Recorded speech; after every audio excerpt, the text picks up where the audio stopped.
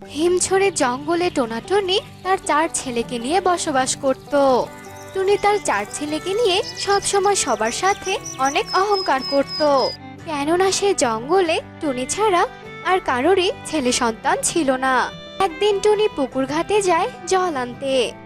এই এই সুখী মিষ্টি, তাড়াতাড়ি চল, এখান থেকে জল নিয়ে চলে যাই। ওই দেখ 4 ছেলের মা টুনি আসছে, আমাদেরকে দেখলেই তো 2-4টে কথা শুনিয়ে দেবে। আরে আরে কাকলি, তোরা কি আমাকে দেখে ভয় পেয়ে যাচ্ছিস নাকি? আর হ্যাঁ, যাবি তো, যাবি না কেন? তোদের তো আর কোনো ছেলে নেই, আর আমার মুখ দেখার তোদের কোনো অধিকার নেই। যত সব অলক্ষীর দল। দেখো টুনি দিদি, আমাদের একদম অপমান করবে না বলে দিলাম।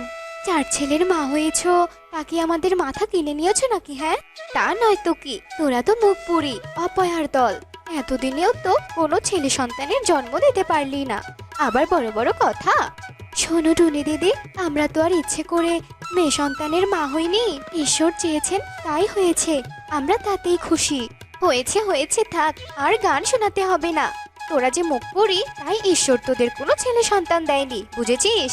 যা তো যা, এখান থেকে চলে যা, তোদের মুখ আর দেখতে ইচ্ছে করছে না। হ্যাঁ হ্যাঁ, চলে যাচ্ছি, চলে যাচ্ছি আমরা। তবে টুনি দিদি শোনো, এত অহংকার কিন্তু ভালো নয়, কথাটা মনে রেখো। এ কথা বলে কাকলিরা সেখান থেকে চলে যায়, আর টুনিও জল নিয়ে মুখ বেঁকিয়ে সেখান থেকে বাড়ি চলে যায়। এভাবে টুনি সবার সঙ্গে অহংকার করত, আর তার 4 ছেলেকেও অহংকার করতে শেখাতো।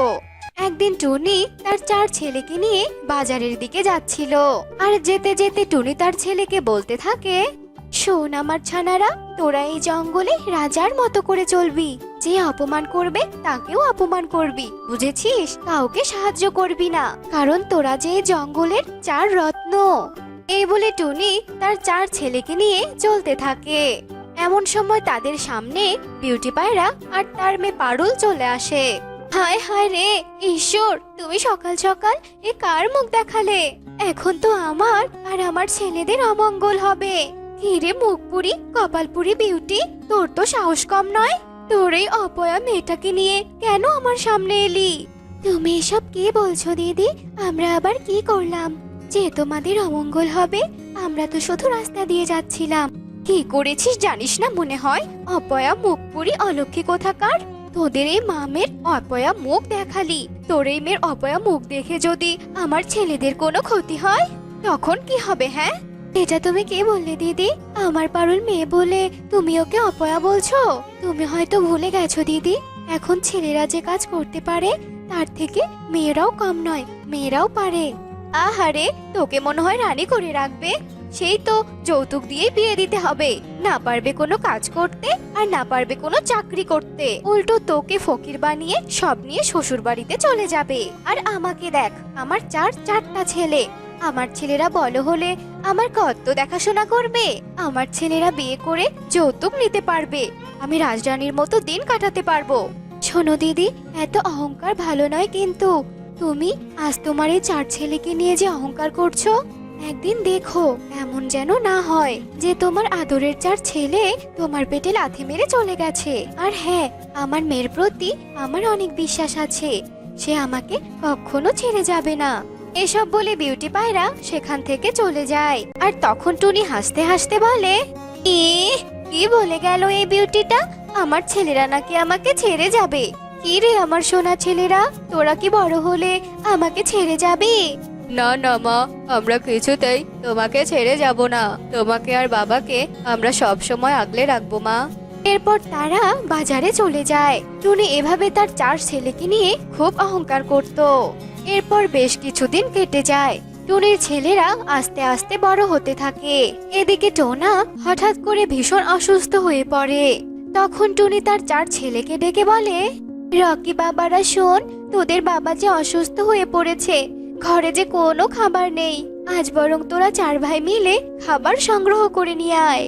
না না মা, আমরা এখন কেউই খাবার আনতে যেতে পারবো না, আমাদের অনেক পড়াশোনা আছে, আমরা যেতে পারবো না মা, তুমিই যাও। বাবারে, তোদের বাবা যে অনেক অসুস্থ, তাকে খাবার খাওয়াতে না পারলে যে আরো অসুস্থ হয়ে যাবে। এখন তোদের বাবার থেকে তোদের পড়াশোনাটাই বেশি হয়ে গেল। দেখো মা, তুমি এখন কানের কাছে ঘ্যান ঘ্যান করো না তো, আমাদের শান্তি মতো পড়তে দাও। যাও এখান থেকে।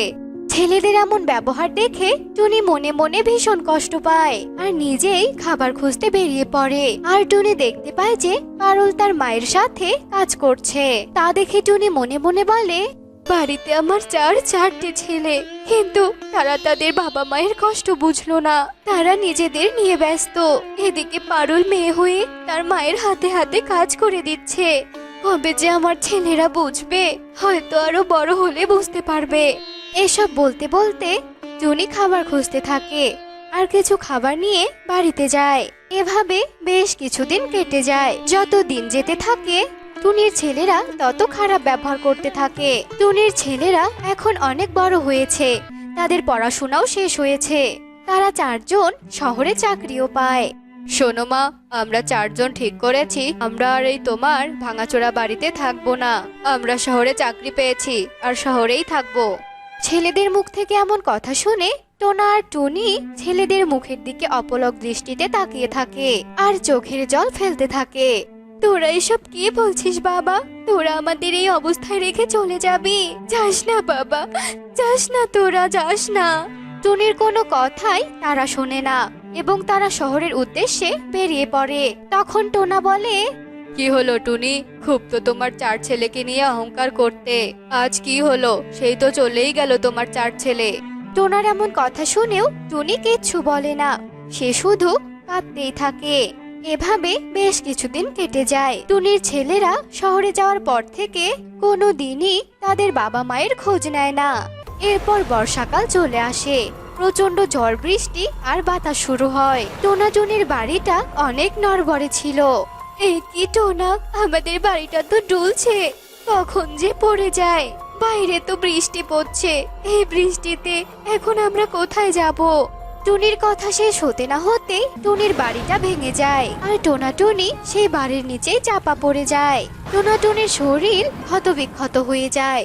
তখন আধো আধো গলায় টুনি বলে, টোনা, টোনা, আজ বুঝি আমি আমার অহংকারের শাস্তি পেলাম। টোনা, আমি আমার চার ছেলেকে নিয়ে কত অহংকার করতাম, কত কষ্ট করে বড় করে তুললাম, আর আমাদের এই দুর্দিনে তারাই পাশে নেই। সত্যি আমি অহংকার করে অনেক বড় ভুল করেছি। তবুও আমি ঈশ্বরের কাছে বলবো, আমার চার ছেলেকে যেন দুধে ভাতে রাখে। এসব কথা বলতে বলতে টুনি আর টোনা সেখানেই মারা যায়। দেখলে তো বন্ধুরা, অহংকারের পরিণতি কেমন হয়। তাই আমাদের কোনো কিছু নিয়ে বেশি অহংকার করা উচিত নয়, কেননা অহংকার ধ্বংসের মূল। বন্ধুরা, আমাদের আজকের এই গল্পটি তোমাদের কাছে কেমন লেগেছে তা কমেন্টে জানাতে ভুলো না কিন্তু।